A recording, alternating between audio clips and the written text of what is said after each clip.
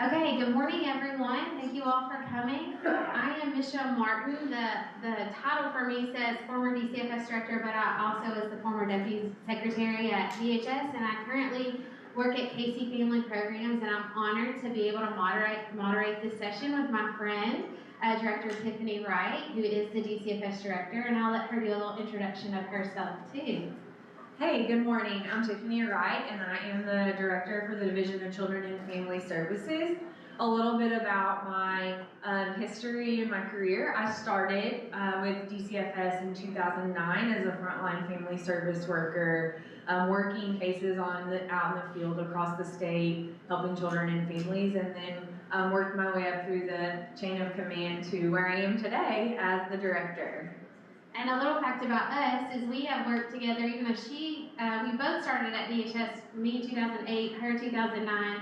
We have worked together. She was my first hire on the first week of being DCFS director in 2016. So we have worked closely together over the years, and both of us have done what we call a DCFS 101 presentation many times, and that is a little bit of this today, but we decided to do it in a different way. So you guys get to be the first to experience our new modified presentation, so we hope it goes well, but we also want it to be a little bit more interactive, so be ready. We are going to want you to participate. And we'll just jump right in and start with what is child welfare? Nick mentioned that a minute ago. A lot of times people think of child welfare as some of maybe the other welfare type programs at DHS where you go and you get maybe some type of monthly assistance, but that's not what child welfare is. In fact, I like to refer to it as a child protection agency. Really what child welfare is about protecting our children. And one of the most fundamental principles that we have as government is to protect citizens, and what's more important than protecting our children. Now, I won't give you a long history of child welfare, but really it started with protection of true orphans, like kids who didn't have families, and how does government step in and protect those children over the years, which I think you will see some through this presentation. Child protection has just gotten bigger and bigger, not necessarily in more child protection, but what falls under the responsibility and what is government's responsibility when it comes to protecting children.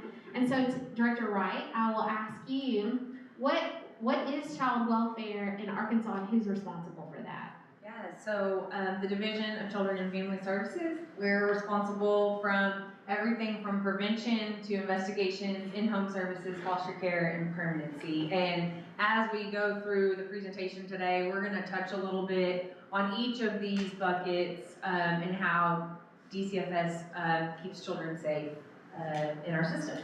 And to back up just 1 second on interaction, we're going to ask you some questions, you'll see, but we want to take Q&A as we go through. So if anything we say, like, hey, I want to ask a question on that, just interrupt us and ask a question. Now, if we're going to cover it later on in the session, I'm going to say to you, hey, hang with me. We're going to get to that a little bit later, but we want this to be an interactive session. So you want to cover this quick data really quickly? Skip it, okay. Oh, this is the one I'm looking for. Okay. So in state fiscal year 2024, there were a total of 29,000 reports accepted at the Child Abuse Hotline. So the Child Abuse Hotline is the front door to starting the process of, does a family need help, are children safe, or are they unsafe? And then they go 2 tracks upon acceptance. They go either over to Arkansas State Police, Crimes Against Children Division, which you can see they received approximately 5,500, or they're assigned to DCFS, and that was approximately 24,000 reports. And then they take 2 tracks from there to investigation, which is 18,000 reports of being investigated of a potential abuse or neglect, or they go to a differential response, which is a lower level of maltreatment where we work alongside families to support them. And while I don't typically like to admit this, the truth is I am an attorney and started in the work in child welfare as an attorney. And all of these things that we're going to talk about today really are driven by Arkansas law. And so Arkansas law, there has been a lot of work by stakeholders over the years, and good work, but to really outline all of the requirements of how DCFS intervenes. So all of your definitions of abuse, neglect, are in Arkansas law. And so when you talk about the hotline, how the hotline, the child abuse hotlines, they're that front door, as Director Wright mentioned, how they decide what gets investigated, how does DCFS respond, is based on how the Arkansas law defines abuse or neglect. Now, in Arkansas, we're very similar to other states in how we define abuse and neglect, but not just the Arkansas laws dictate how abuse or neglect is defined. It also goes into great detail about what the requirements of Children and Family Services are around investigations. So we're going to walk through what happens after the hotline is called. Someone at state police determines whether there's enough to accept, we use the term accept, enough to accept the call for an investigation, and then what happens after that investigation. So everything from how DCFS, I shouldn't say we, sorry, old habits die hard, but how DCFS has to go out, who they have to interview, what's the time frame for an investigation, what's required as far as opening a case on the family. All of that is really driven by Arkansas law, and that's what we'll be talking about. And, I went the wrong way. Just one other thing about neglect, and when we're talking about definitions. Most people know that physical abuse, it's kind of self-explanatory. I mean, it does get more complicated if you read the law. Sexual abuse, kind of self-explanatory, even though in Arkansas, to figure out whether it's sexual abuse or not, I actually had to put together a chart, because you start thinking about age requirements. Were they over 18 and under 13? Were they, was it a caregiver, not a caregiver? So the sex abuse definition is complicated, but for a standard, you know what sexual abuse is. But the neglect, which is the bulk of what has come into child welfare, is very broad. Failure to supervise, failure to protect, failure to provide adequate supervision. What am I forgetting? Oh, food, clothing, shelter. Yes, Phil? How big is the DCF staff on that red side of that does this 24,000? How many people are involved in that? So I currently have approximately 1,100 staff at DCFS. I don't have the exact number of how many of those are investigators, but we do have them assigned by county, by workload, what happens related to that, and then of course managing that with the vacancies that we have at DCFS as well. Yeah, I'll just add on to that. So at DCFS, caseworkers are trained as family service workers. So you might have investigations, you might have, in a small county, you may have multiple different types of cases, including investigations. That's right, and we train them all and then as family service workers, but then give them concentrations to focus on based on what their job duties would be. So Director Wright, tell us more about investigations.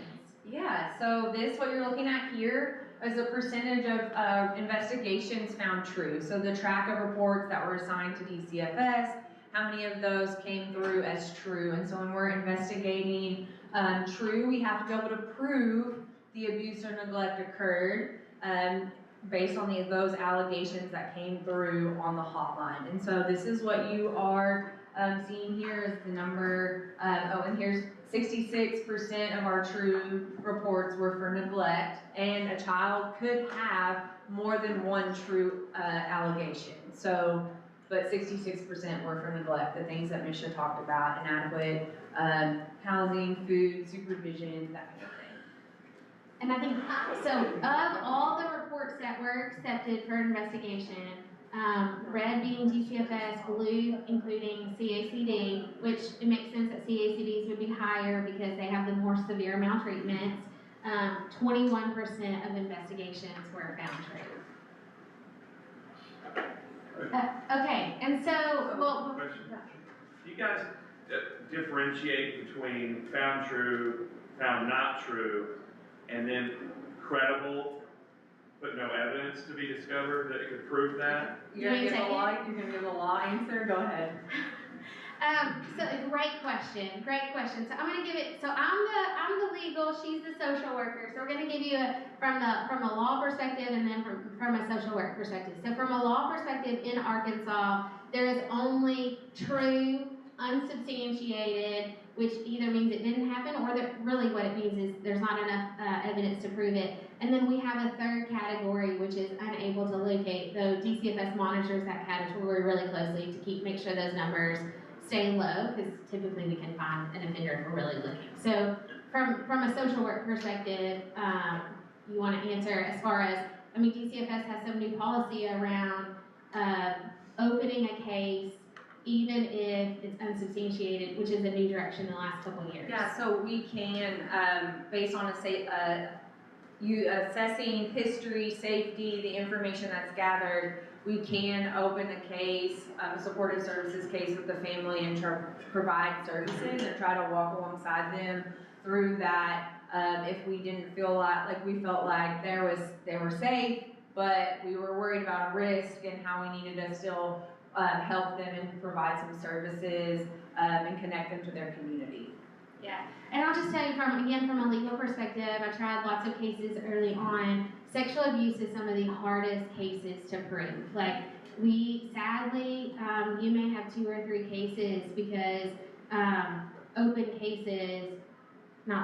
cases that were open then closed, but proving that a child was sexually abused can be very difficult because sometimes it is the child's word versus the offender. But with the new policies, DCFS can assess risk and determine whether they continue to work with that family even if they can't prove the sexual abuse, which is kind of a new direction. Though I think we didn't plan to talk about this, we have to be really careful about that, right? And making sure that we're not being overly intrusive in families' lives. So that's important too. So to step back for a second before I talk about this side from a more of a national perspective, and Tiffany or Dr. Wright helped me out with this, but what an investigation really looks like. So, and is required by law. Call comes into the hotline, whether it's severe maltreatment or categorized as a priority 2, DCFS is going to go out in 24 or 72 hours. The child must be interviewed. That could happen, hopefully not at school, but it can happen at school. You want to talk about that a little bit more? Yeah, they could be, we interview them outside the presence of the alleged offender. And so those interviews can typically happen in other places. One, which we're working really hard in our partnership with the child advocacy centers to make sure we're getting kids to the child advocacy centers based on the maltreatment type. So we'll go out, we see that victim based on the time frames that we need to see the victim and really start there right from that point assessing safety and then following up with who is the caregiver and who's the alleged offender? Is it a 2-parent household? Is it their mom? What supports do they have? And really peeling back the onion of the allegations that came in off the hotline and trying to determine what is really going on here and how do we ensure that the child is going to be safe if we're not able to identify that and how we work with the family. And just remembering that the bulk of calls that are coming into the hotline and accepted are your neglect calls. Those are the bulk of your calls. Oh, yes, ma'am? I think on that, on the slide that you had the number of cases, percent of cases right there, 20, that are not found in 21%. So it would be the opposite of that. 79% are not found true. 79% are not found true. They're not found true. Okay. So how common is it for a child to lie about being sexually abused?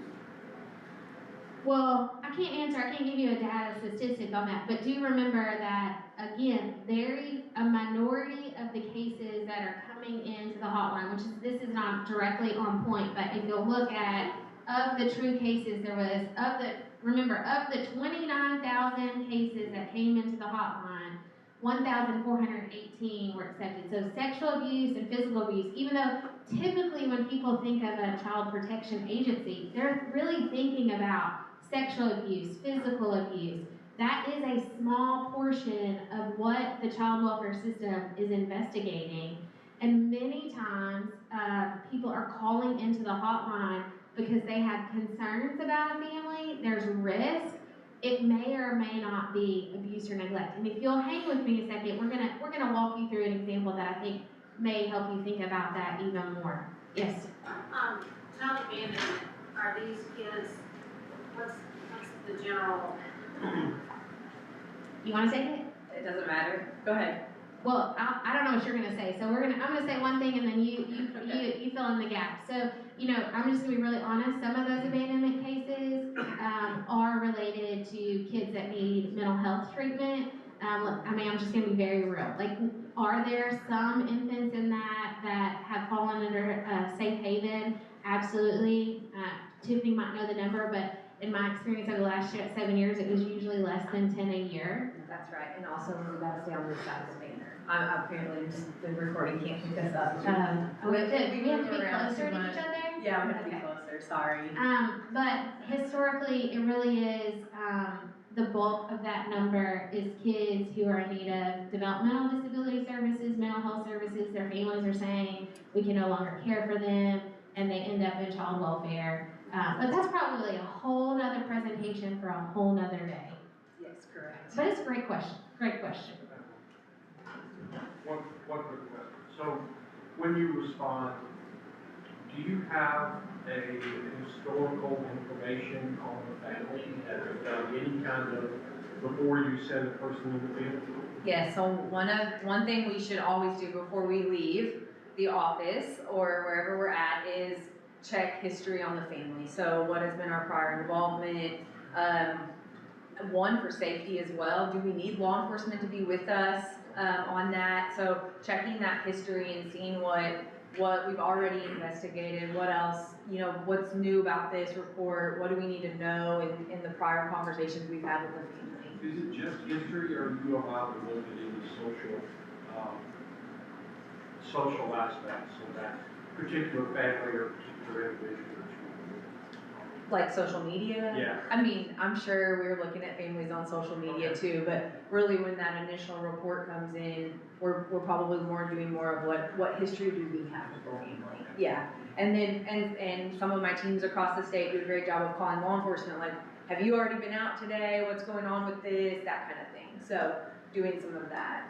Okay, so we're gonna move into hypo, but I do wanna go over this slide really quickly. So, comparing, people are always asking me, especially even as I consult to other states, like, what are other states doing? What's happening in Kansas? I'm working in Kansas and Iowa and Mississippi, but this is an interesting point for Arkansas. This is the number of children per 1,000 that have child welfare involvement, and Arkansas is on the high end. Nationally, there are only 42 children per 1,000 are involved in investigation. And when I say children, I should also say families, because remember, DCFS has a right to enter your home, we have a right to medical records, we have a right to interview children at the school without parent permission. And so in Arkansas, 82 per 1,000 children are investigated by either DCFS or CACD, and you can see it. I just pulled the data of southern states that are in comparison to see how Arkansas falls. And so what that means, I've got way too many things to balance here. What that means is that, okay, let's compare it to, let's think about an Arkansas classroom. So I pulled, and there's lots to talk about education, so I figured let's tie it into some education talk. So in Arkansas, an average public school elementary size has 437 students. That means that in an average public school elementary, 35 families will be investigated by DCFS or CACD. If the average classroom size in Arkansas is 21, that means 2 families in every classroom, 2 kids or families will be investigated. But let's say Northwest Arkansas that has the highest rate of reports made in the state, which also doesn't equate to population, but that is what the data says. At least 3 kids in every classroom are going to have an investigation by DCFS, or CACD. Both are a child welfare response. And so today, we wanted to talk about we want to examine 3 of those kids that are investigated. Now, these hypotheticals are hypotheticals, but they're based on 16 years of experience of Director Wright and I, who have all seen cases very similar to this. And so we're going to walk through these hypotheticals. So we'll start with Elijah. Yeah, so meet Elijah. Elijah is 8 years old. He showed up at a school in tears, told his teacher he didn't get to eat dinner the night before. When his teacher asked why not, he said that his mom had to work and he didn't know how to make mac and cheese.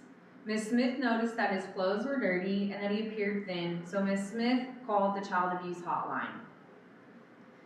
So we want to ask you, after hearing these allegations, what do you think happens next? Now, I have some child welfare people in here, so I know y'all know what happens next. But what happens next? Hotline is called with these allegations. You call the mother. You call the mother and ask her what's going on. Okay, so Representative Brown called the mother, which means step one, you're absolutely right. Step one is the hotline accepted the report. The hotline accepted the report for inadequate supervision and failure to provide food, clothing, and shelter, which falls under DCFS. So through our system, it gets assigned to a caseworker in said Northwest Arkansas County. And so we respond to the home within the 72-hour time frame and interviewed the children alone and then interviewed mom. What we learned was that mom aged out of foster care.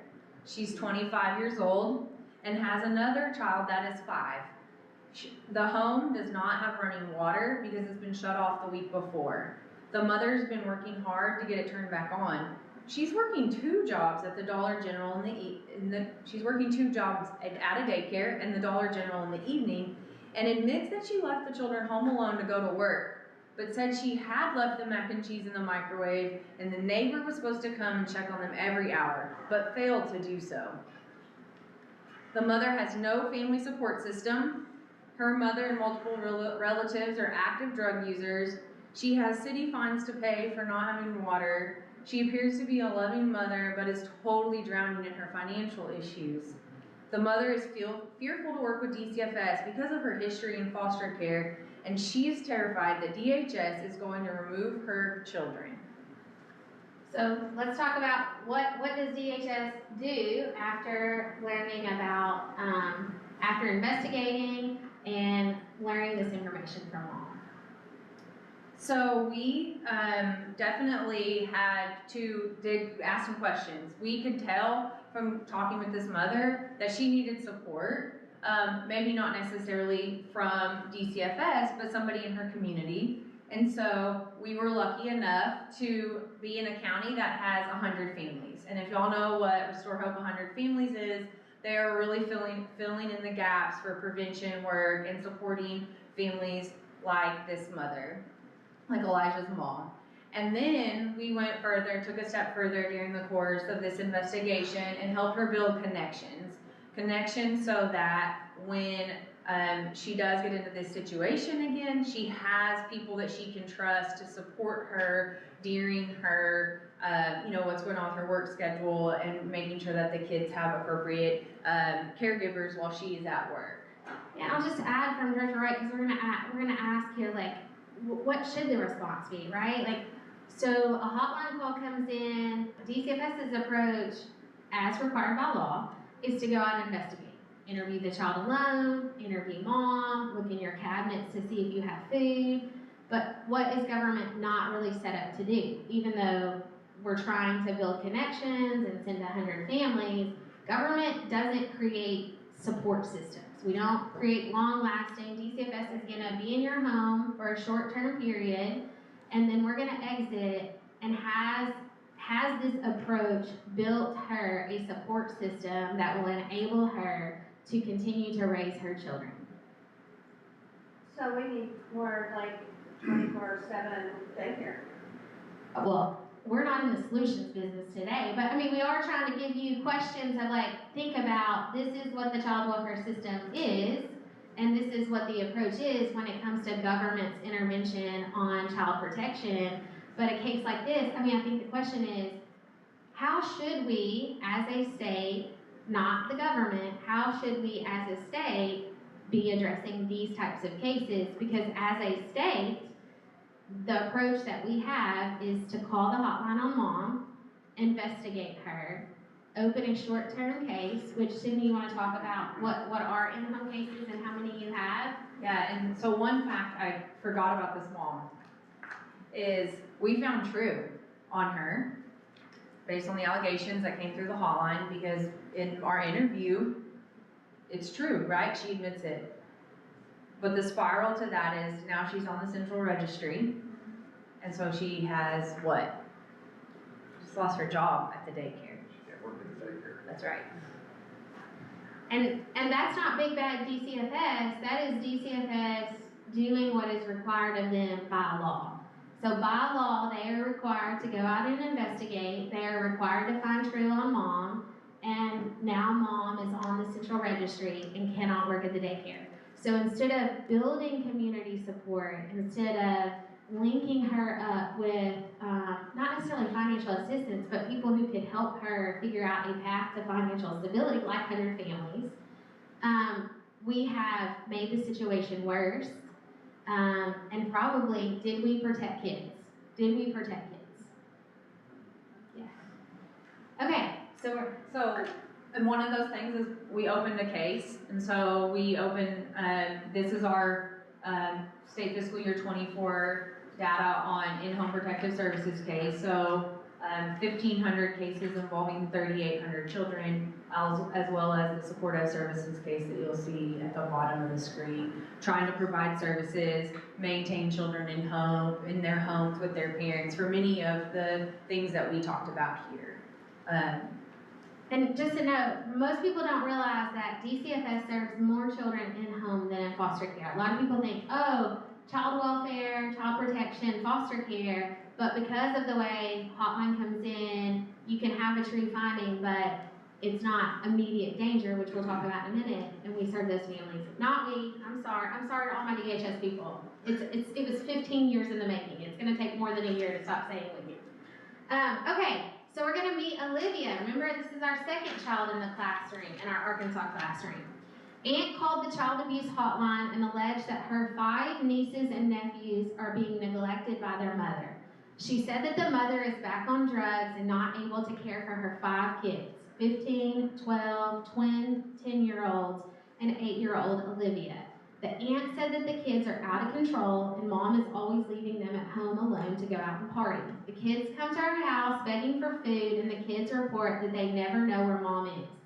Aunt reported that 3 of the kids are behind in school. Guess what? The hotline accepts the call for inadequate supervision and neglect. And what does that mean? That means that DCFS is going to investigate. DCFS initiates an investigation. All the children, they're older, all the children are interviewed at the school. The parents and the aunt were interviewed. DCFS inspected the home. What DCFS learns is that, or mom admits that she's smoking marijuana. She tests positive for fentanyl because DCFS gave her a drug test.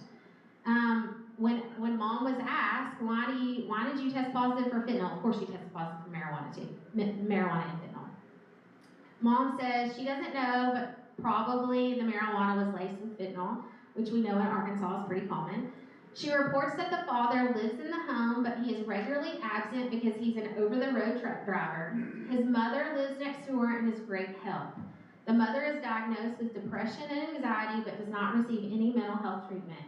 The mom says she feels overwhelmed with all the kids, and 2 of them, the 10-year-old and 12-year-old, are struggling in school, and the school is constantly calling her. The 12-year-old has an open fence case. Those are court cases, family need of services.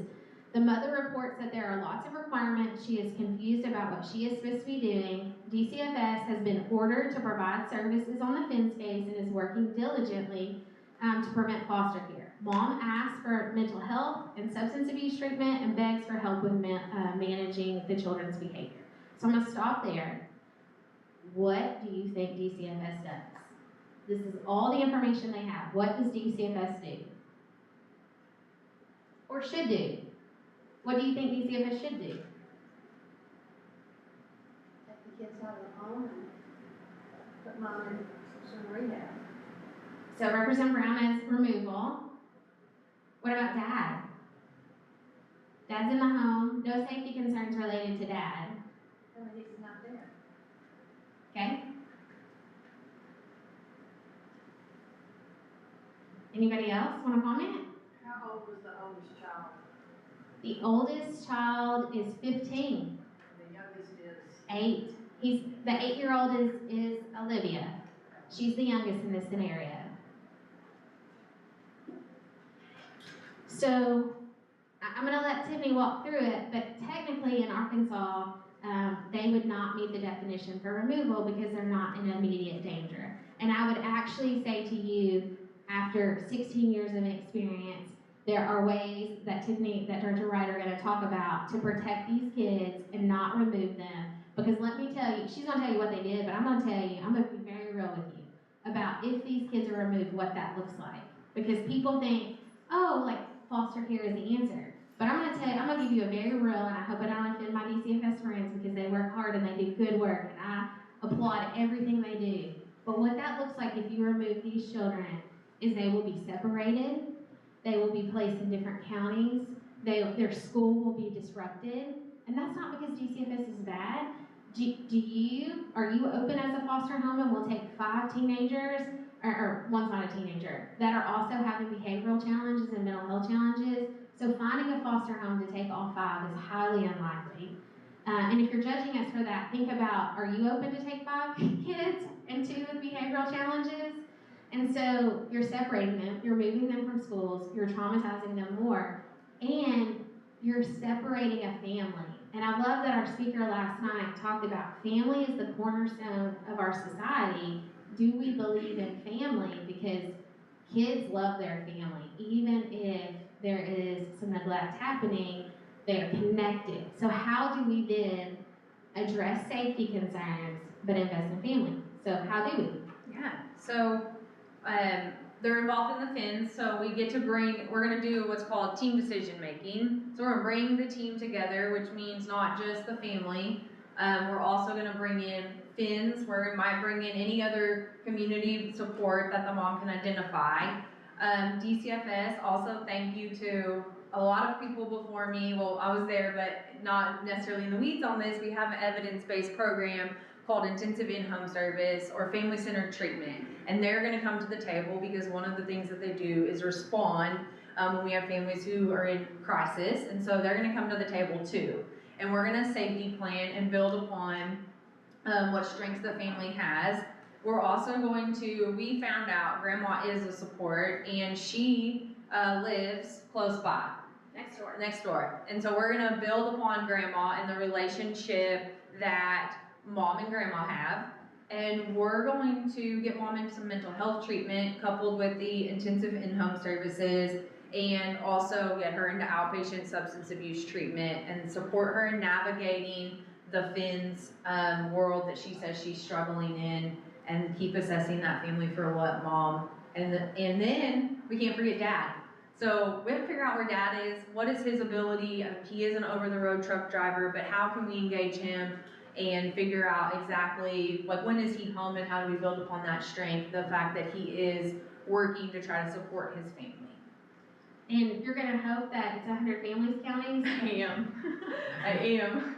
So I can get the 100 Families Coordinator in there too and really support and as well, because that is one thing that they do, is they, while, you know, we keep saying 100 families, and I don't want to sound like a broken record, but I think the impact that they're making to be support not only to DCFS, but these families, and engaging families to navigate very complicated systems and situations of as simple as this mother filling out paperwork, y'all.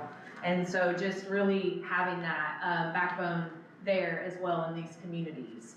Yeah, and if you go back 8 years, we did intensive talks with communities and workers about what would it take to, on these iffy situations, to be able to safely leave kids in homes. And what we learned was, like, this isn't iffy, right? Like, if this family is in crisis, they have got to have somebody in the home working with them.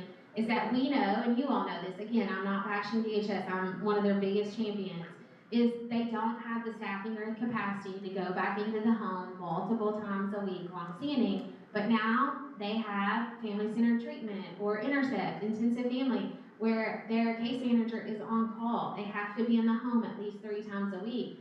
And every time, whether it's the family-centered treatment lead, or it's the DCFS worker, or it's 100 families, or it's mom's mental health or substance abuse, they're assessing safety. So while this may go well for 3 months, if it turns south and mom's drug use is much worse than what is anticipated, at that point, we may have to remove. But Or we may say, Dad, we gotta help you find another job. Now, we don't want Dad to lose his job, but like, is it that we can help Dad find another job that he's home and present? Yeah. Oh, I gotta stop with the week, sorry. Do you wanna talk about any of these other programs? Yeah, we also have other prevention, evidence-based prevention programs. Safe Care is one. It's also a home visiting network for younger children. And then Triple P Parenting is also some evidence-based parenting that engages the parents and working with these families. And then obviously the WIC Baby and Me program that we partner with the Department of Health on to have a connection within the health department to moms. And that's really more of a true prevention program. You don't necessarily need child welfare to send you over there for that. They can engage with families without child welfare. I love this program. They incentivize moms by giving, like if they come to the WIC clinic to get their voucher formula, they give away diapers if they take parenting classes that were developed by a professional that's evaluated. So every time mom is coming in, and we know that babies are the most vulnerable population, so it might be they do a session on safe sleep, they might do a session on, you know what, let's just be real honest. Sometimes it's how do I get my baby to sleep? And so how many moms, even at the WIC clinic or not, in fact, I was talking to one the other day and I was like, hey, I'm just gonna tell you, you're gonna have to let that baby cry it out. Like it's 6 months old. I know I'm not trying to be controversial, but the evidence supports this. It's 6 months old, they were regressed on sleeping, they're crying a lot. Like this is gonna be tough, but you're gonna have to do a cry it out. I know some people are looking at me like I'm evil, but look at the research. There's like research on this. But, you know, a new mom needs somebody to say to them, you know what, they're at the 6 month mark, this is okay. But why I mention this to you all, because why are infants so vulnerable to abuse or neglect? It's crying. People lose their mind when babies cry. That's just the truth. You've heard of shaken baby syndrome? They're not just randomly shaking them because like, the dog is barking and so they start shaking the baby. They're shaking the baby because it won't stop crying and they don't know how to make it stop crying. And so that's, stop crying! But y'all, that's what's really is happening, right? So if we can give tips on how do you parent, and if you've never been around a baby, if you weren't even really parented as a parent, like, come get your voucher. We're not even talking about whether vouchers are appropriate. That's not what this discussion is. But if there is a voucher to get WIC, we're going to help you give some tips to try and prevent child maltreatment. Okay, so now we're going to move into foster care. And obviously, you're seeing the progression, so you know what's about to happen with our hypothetical. But Director Wright, will you tell us more about DCFS and foster care? Yeah, so here's our number of kids in foster care at the end of the state fiscal year. Some of you might have been like, wait, what? What's happening here? And so the next slide, we're going to show you entries and discharges because we have heard some people. I've gotten the question, well, are you leaving kids unsafe just so your foster care population goes down? And that is not true. We now have the ability to offer evidence-based services, keep kids safe, have consistent decision-making around safety, but also more importantly, we're moving kids to permanency. Also, kids are moving through our system with our discharges to reunification, to adoption, to guardianship, to relative custody, whatever it might be. And so, as you can see, we've continually discharged more kids that are actually coming into foster care, but again, that is based on that work of permanency. And also, we did not put this slide in here, but what the experts say is when you know if your decision making is still working and things are still progressing in the right direction is around reoccurrence of maltreatment, re-entries into foster care, and we are actually under the national average with that. We are maintaining, and so that tells me that we are trending in the right direction around keeping kids safe in their communities and using the prevention services that we've been afforded to have. And I gotta take a moment to brag on Director Wright. She's been involved in this work, heavily a leader around what we call permanency and discharges from foster care.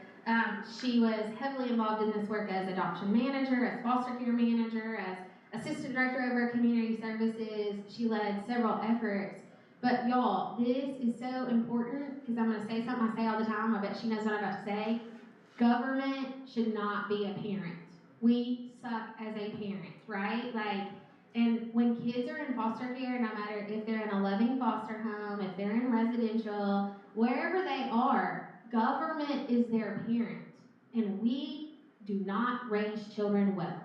So, if we're gonna, that doesn't mean that I say, hey, you can't ever have foster care, because we're about to talk about hypo and, you know, it is government's responsibility to step in when kids are in immediate danger. But if we're gonna put kids in foster care under the government, then we better have a plan to move them to some type of permanency quickly. Is that back home with mom? Is that with a relative?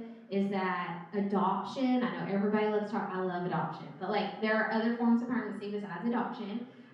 But how do we move them from being under government's care and custody to home? And I'm super proud of the work that DCFS has done every year, like increasing discharges. Oh, yes, sorry.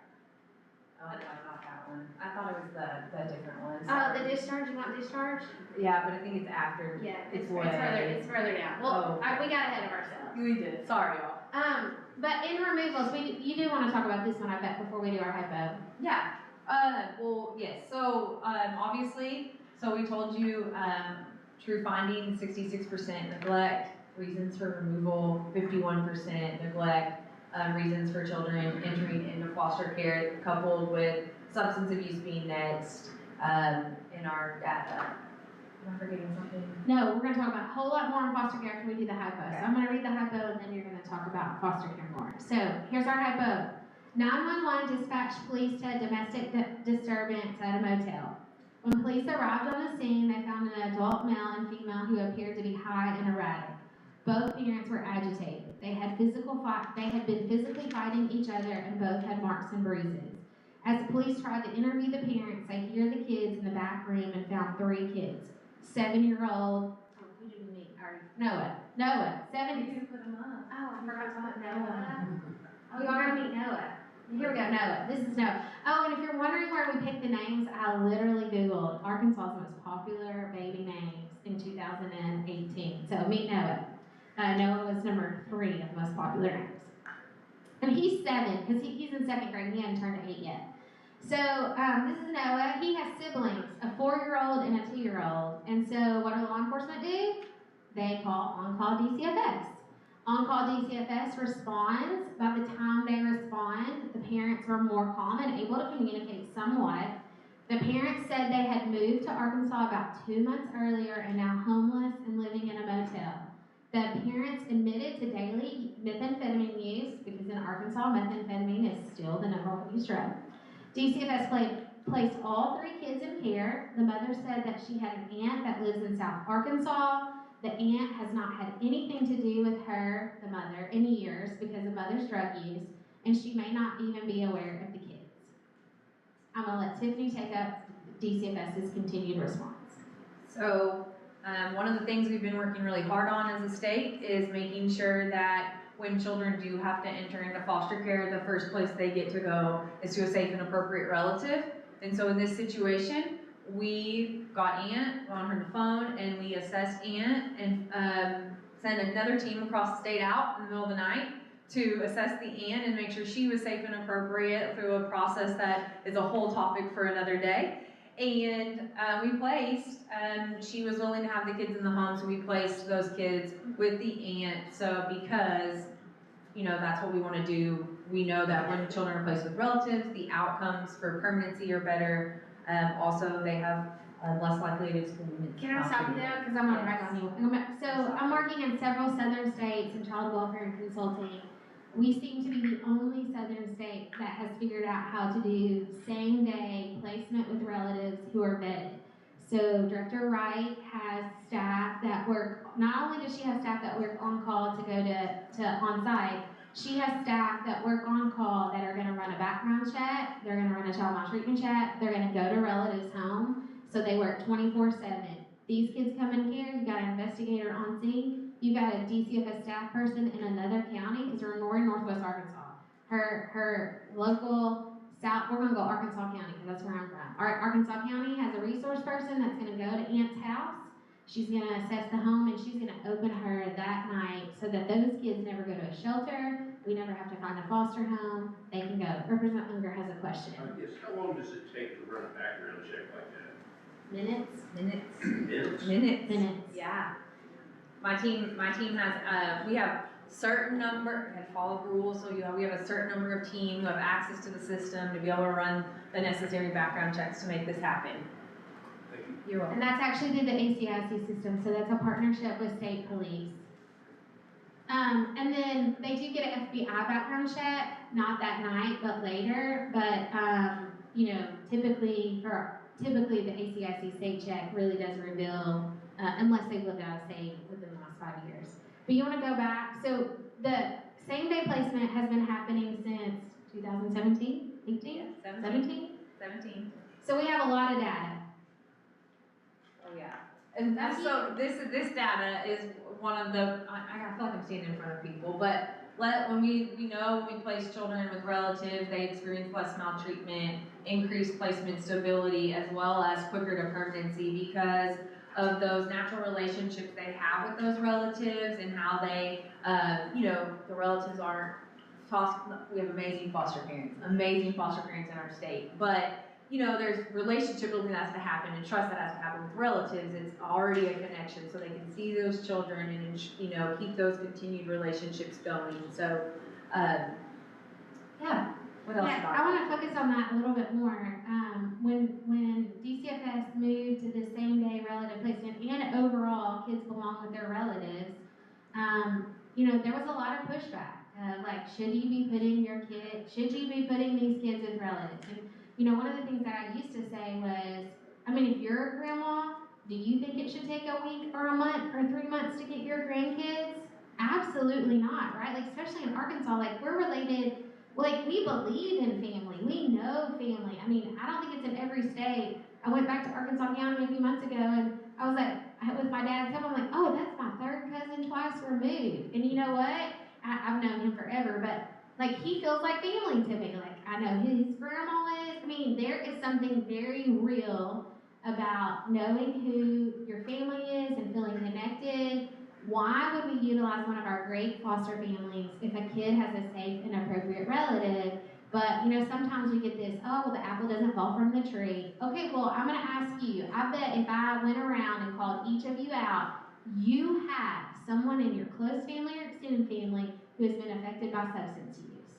So does that mean that you're not appropriate to care for your relative? Absolutely not, right? And so, Arkansas data has proved that kids in foster care are better served by their relatives, less likely to be maltreated. That means everyone, including foster homes. I know it's not popular to say, but kids are less likely to suffer some type of maltreatment with a relative versus a foster home or residential. And to brag on my DCFS people, they are way below the national average on maltreatment in foster homes. So don't assume that means that all of our foster homes are bad, because that's not true either. No, Representative Rose has a question. Through several of the slides you showed us, it presents a very clear fine line that you have to walk between not being too intrusive and being intrusive enough, not being overprotective, It's hard. being protective enough, placing with families, and I didn't want this to come across accusatorily. It was more a curiosity. Working with minors, volunteers who work with minors and have to do background checks, I've done some of this, and you mentioned the not having lived out of state for more than 5 years. So again, I go back to, you're walking a fine line with jagged pieces of glass and rusty nails sticking out. But what happens if they've got something in their past that's beyond 5 years? And you're trying to do like an immediate placement? I said it wrong. They have to get an FBI background check if they've lived out of the state in 5 years, because then the FBI background check will catch more. So it's not that it comes after the fact, it's that if they've lived outside within 5 years, then they can't. And so you No, not necessarily. No, okay, I'm not saying this right. Help me out. Say it differently. Yeah, that's all I was, let me try. So we do FBI background checks on if you have lived outside of the state for less than 5 years ago, so in that history. But that doesn't stop us from making the placement. We just know we still have to explore and ensure safety of those kids. Am I saying that right? I feel like I'm just I feel like I confusing need more. Okay. I So you guess, make the emergency placement, and then like the next day, you initiate the FBI background Yes. check. And Yes. let's say they have an abuse allegation for 4 months ago, oops, we pull those kids out of that. Oh, but and they place would. them somewhere. well, it's always an assessment, but it wouldn't be, yes, I'm with you, except it wouldn't be 4 months ago, because that would have been caught, and we always do an Arkansas check. So that would have come back on an Arkansas check. But if every once in a while something comes back on the FBI check that wasn't on the Arkansas check. But remember that fine line? We have to then say, what is it that came back on that check? Like, are we worried about it? And I'm gonna blow some people's minds, but remember, I'm not at DHS anymore, so if you're mad at me about this, don't be mad at DHS, be mad at me. Which is, I had a grandparent one time from up around the Russellville area. He had been in prison for methamphetamine. He had been clean for more than 15 years. He was actively involved in his church. He was doing substance abuse recovery. 10 years ago, he would not have been allowed to take his grandchildren in. I approved him, and we took it to the board, and the Child Welfare Licensing Board, and asked them to open him. I still stand by that. I met with him personally. He had no additional criminal history. He could talk about his recovery. I looked at what he was doing in his community and active in his church and his faith, and that placement, to my knowledge, never went south. But 10 years ago, he and his wife would have never been able to foster their grandkids. And so even if something comes back on the FBI background check, there's an assessment there of what is it? What is it? How long ago was it? And we do have the young and dumb. I can't even tell you how many young and dumb criminal. What I mean by that is you commit some offense when you're 18, 19, or 20. You have had no additional criminal record for 20, 15 years, 10 years. Let's go with 10 years. I'll make it more iffy. But you are young and dumb. You can explain. You can show how you're a productive member of society. You can show how you've been engaged in a kid's life, maybe, and it's appropriate to place. They can be mad at me if they don't like my assessments. I'm just saying. Okay. Does that answer the question? Yeah, I think you will place before you get the FBI background check. Yes. But based on what that is, you may remove the children then, or you may decide based on your discovery, this is okay, this is not okay. Yes, and we also have access to run clear searches, which is like LexisNexis, so we can run, like if we catch that before we make the placement, they tell us they haven't been in the state, we can run a clear on them and see what comes back on that information too. So it's not just we only did this and this. We look at the whole picture, we try to look at the whole picture too, and we could call law enforcement and ask them what they know. So we do a lot more than just run the checks. Like there's a lot of conversations. And we should have started with that, because Clear does catch other state offenses. It's not the FBI search is the official database, but Clear does have a lot of criminal offenses and does go across state lines. Can I ask a question real quick? Oh, yeah. Who is it that ultimately makes that decision? With like the scenario of the grandpa from 10 years ago, is it the social worker or someone else who overrides that and decides? So depending on what it is, there's levels of approval. Ultimately, myself bringing it to the Child Welfare Licensing Review Board would have to say, yes, we want to do this. So there's older misdemeanors that the field staff through the area director can make. Basically, the more severe the crime is, the higher level of approval it needs. That's an oversimplified way of saying it, but the more severe the crime is, the higher level of approval that's required. Thank You want to talk about that? I mean, we kind of talked about that. Yeah, we've talked about Okay. that. And this is just Arkansas compared to other states related to relative placements. And Arkansas's number is up top if you're missing it. That's October, 38% versus other states. And then just talking a little bit about foster care, so we have to go back to foster care. So we placed Noah and his siblings in foster care, and so now we're working reunification. And so what that really means is we're working with the family to build a case plan, identify what their needs are, what are we addressing first related to the removal. Obviously, you heard in the scenario daily use of methamphetamine, and what does that mean? And so working through what does the family need in order to make reunification happen. And so we do that for 12 months, sometimes longer, depending on the case and depending on the child, before we just pull the ultimate trigger of termination of parental rights. Because once that happens, you know, we have to determine adoptability, and then they're available for adoption. And so we really want to make sure that we've given every effort to reunification, if we can safely reunify. And reunification really takes the entire court team. So that's not just the judge. There are a lot of players once a foster care case starts. So you have an attorney ad litem, you have parent counsel, you have CASA, you have DCFS, you have the relative, the foster parent, if there's a foster parent placement. And so it's definitely a long and hard process in trying to ensure reunification, timely, but also making sure that it's safe and appropriate, right? Because the worst thing we could do is return and then remove again, and we never want to do that because of the trauma, compounding the trauma. Yeah, and while, I'm gonna let her talk about the data, but just know about 42% of the kids in foster care are reunified with the person who lost custody. And I don't necessarily mean the parent, because it could be, it could be somebody else that loses custody, but we typically say parent. And it could not be 12 months, right? Like, we hope that this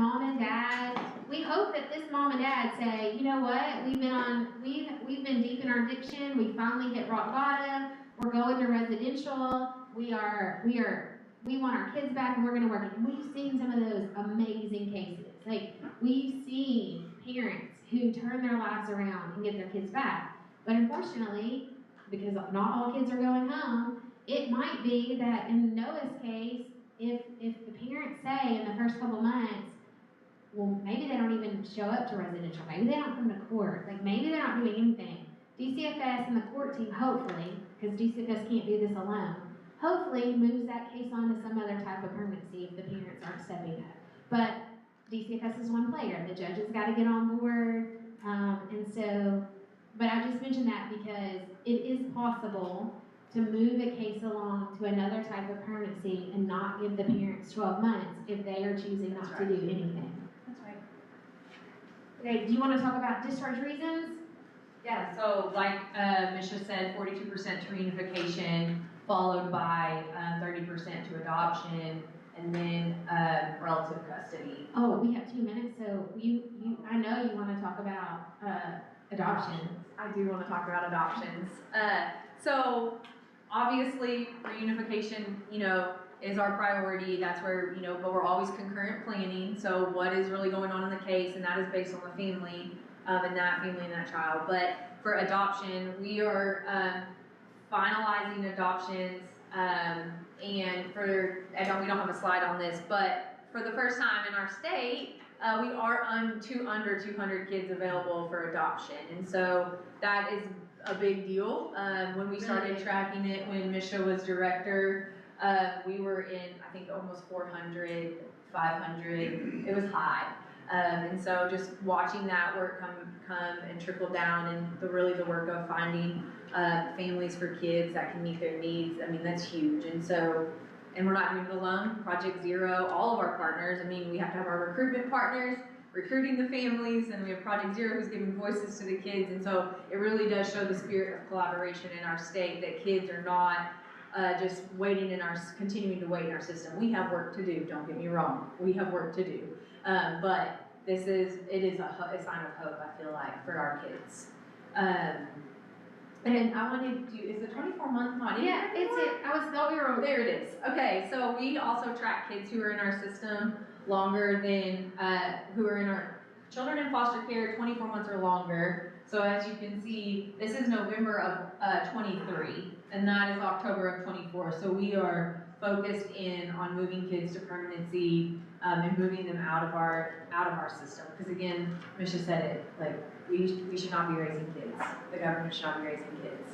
And there's more than 1,000, while this is absolutely amazing, more than 1,000 kids that are in foster care have been being raised by the government more than 2 years. And again, that is not DCFS's fault. Once a child comes into foster care, there are a lot of reasons as to they are not the sole controller on when mom goes home, right? Or when kids go home. So, lot of different players in the child welfare system. But I just want to say, as a final note, you know, many of you know me, some don't, but when I left, I was real tired and exhausted. And frankly, I had lost perspective. Like, when you do this work for a long time and you're in the trenches, it's hard work. You walk a fine line every day. You're trying to protect kids. And now I'm doing consulting work in lots of states. Boy, have I gained perspective. Meaning, even though, as Director Wright said, there's a lot of work to be done in this state, man, there is a lot of amazing work that has happened in Arkansas, whether it's I see my partners, I'm pointing at partners, the partnerships, the legislature, so much has happened in child welfare in Arkansas that's positive. And I think just the under 200 kids available for adoption, there are kids with there are states with similar population to Arkansas that have over 1,000 children available for adoption. What this team has done is truly impressive. And it's not just DCFS, like I said, like, it really is. We have an amazing state of people, but there's more work to be done. So I want to thank Director Wright. We have Jack has you're going to end with a Jack question. No, so following up on your point on burnout, could you tell us, I got two questions. One, what the turnover rate is for frontline family service workers, and two, what steps we can take to ensure that they get access to the mental health care that they need, particularly to address secondary trauma. Yes, so state fiscal year 24, I say this kind of proud, but not proud, so just crouch it with that. It was about 53%, but before that it was 70, 80% of frontline workers turning over. So to go from 80 down to where we are at 50 is better, they're better, but not great, especially when I read about a state who's at like 15%, and I'm like, how? Like, what are you doing? What's the secret sauce? And then Jack, you know, we have had some conversations around mental health for staff. We are working on something called CSERT with our partners at Our Best. It's a secondary trauma, kind of training, managing trauma in the moment. But we have more work to do to help them with their mental health. And just to put a personal perspective on that, like, if I could stand here today and tell you all the things that I have seen, you would be like, and why do you want to do this anymore? So like, we do have some work to do, and I think happy to have conversations about what else we can do around mental health for the DCFS team. And as a bystander, just reading the paper, hold on 1 second, I'm answering this question. I cheered loudly in the last couple weeks to hear the governor's announcement, so thank you, Jack, and the governor's office, around support to the frontline DCFS staff and around pay. And I don't know if some of you were here yesterday to hear the Attorney General speak. I applauded him for talking about the two rails of government and how you gotta make headlines and you gotta do the big policy stuff, but the other rail is implementing and doing the work and getting in the weeds and making government run efficiently. We can't protect children. We as a society, I'm not talking about DHS now, that's the global we. If we don't invest in the workforce that is on the front line, so I applaud the governor and the legislature for their investment in the DCFS workforce. And my team is really excited. Like, they're very excited for whatever it might be coming for them, and so that gives them, that gets you the next day, right? The next day and the next day. Just a quick question. I had always heard, didn't really have anything to compare to, didn't look into the data. I had heard that it was salary driving the turnover, or low salary turning the turnover. But I hadn't really thought about the mental health challenges. So were they both issues? And will our new pay plan help address some of that? Our new pay plan will help address some of that. This work is so hard. Like, I cannot tell you how hard this is. You're seeing kids and families in their worst moments of their life, and you are expected to pull them out of that and help them and make it right and make it better. And it is never-ending work. It never stops. And so the burnout is there. The desire to continue to want to help them is there. And so it's salary, it's burnout, it's some safety in some areas of the state, and so it's just a whole global. Yeah, I hate to keep using the AG because he doesn't even know, but the Attorney General said, maybe it was Senator Hester. It was Senator Hester yesterday that said, it's this cycle. He talked about at the corrections panel, you have this cycle, but it's this, and then it's this, and then it's this, and he said, you gotta start somewhere, and starting somewhere is investing in the workforce, and so I think if you never pay them adequately, you're never gonna get competent people to then be able to address how hard the work is. And Nick is gonna run up here and take these mics if we don't stop. Yeah. So I'm sure that Director Wright and I can stay around for just a few more minutes and answer any additional questions. We're so appreciative Yes, of all thank the you. people. No, thank you. Thank you.